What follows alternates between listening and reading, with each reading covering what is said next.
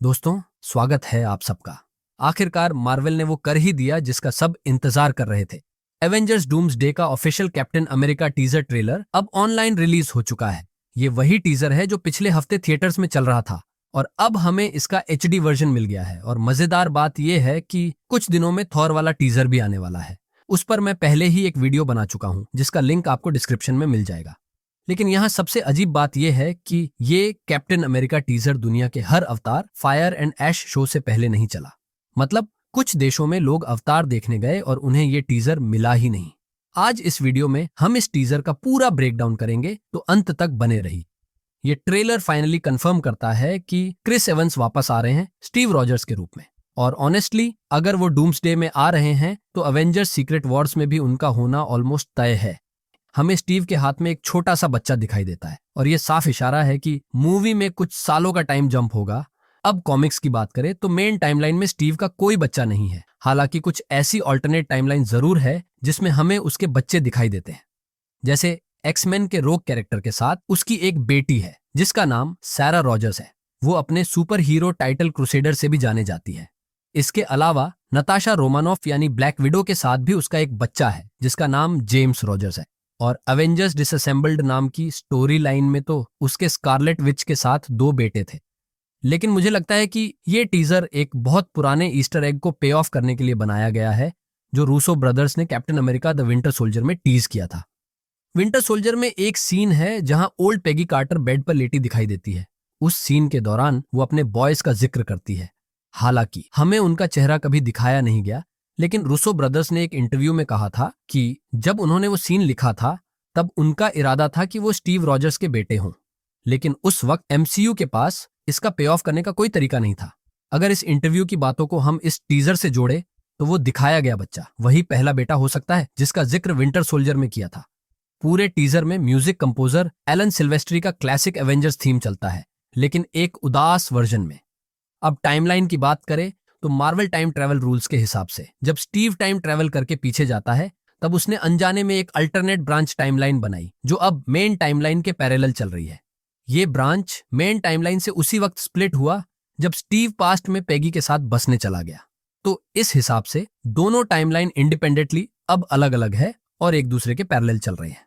अगर आसान भाषा में इस समझे तो पास्ट चेंज करने से फ्यूचर चेंज नहीं होता, बल्कि एक पैरेलल रियलिटी बन जाती है। इसका मतलब यह है कि एंड गेम वाले ओल्ड स्टीव ने रियलिटी जंप की है सैम को शील्ड देने के लिए। लेकिन उस इवेंट के बाद उसका क्या हुआ ये किसी को पता नहीं। शायद वो वापस अपने ब्रांच टाइमलाइन में चला गया जो स्प्लिट हुई थी, या फिर वही उस ओरिजिनल मेन टाइमलाइन में रुक गया। जब ये टीजर पहली बार लीक हुआ था तब बहुत से लोगों ने इसका एआई अपस्केल्ड वर्जन्स बनाकर सोशल मीडिया पर डाल दिया था।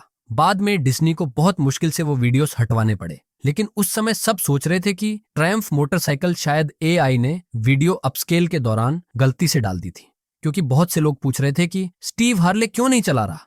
अब जब इसका ऑफिशियल ट्रेलर रिलीज हो चुका है, लोगों का वो डाउट अब दूर हो चुका है।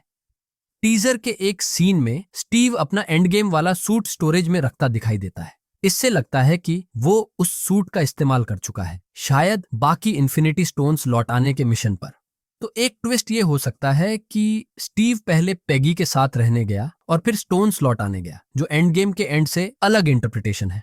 ये एक तरह का पे ऑफ है उस Captain America and Peggy Carter film का जो कभी बनी ही नहीं। हाँ, सही सुना आपने। मार्वल स्टूडियोज एंड गेम के बाद फेज 4 में क्रिस एवंस और हेली एटवेल को लेकर एक फिल्म बनना चाहते थे और ये हमें स्टीव और पेगी की आगे की कहानी दिखाती। लेकिन तब उन्हें इसे मल्टीवर्स स्टोरी लाइन से कनेक्ट करने का रास्ता नजर नहीं आ रहा था और इसीलिए बाद में इस प्रोजेक्ट को कैंसिल कर दिया गया। अब फर्स्ट ऑफिशियल पोस्टर की बात करें तो बैकग्राउंड डिजाइन देखकर लगता है कि ये किसी रॉयल थ्रोन के पीछे की एक बड़ी सी ग्लास की खिड़क की हो। अगर आपको पता नहीं तो डूम मार्वल कॉमिक्स में लटवीरिया नाम के फिक्शनल कंट्री में रहता है और उस देश का राजा होने के कारण डूम स्टाडित नाम के एक मशहूर काशल उसका घर है और ये पोस्टर उसी की ओर इशारा कर रहा है। इसके अलावा ऐसी भी रूमर्स चल रही है कि टॉम हॉलैंड का स्पाइडरमैन शायद डूम्सडे में ना हो और उसकी जगह अब टोबी मैगवायर का स्पाइडरमैन लेगा। मार्वल के पास अब एक परफेक्ट मौका है अपने 2000s ईरा वाले फैंस को खुश करने का, क्योंकि सुनने में आया था कि टोबी मैगवायर का स्पाइडरमैन क्लासिक एक्समैन के साथ क्रॉसओवर करने वाला था, लेकिन वो डील बाद में किसी कारण फेल हो गई।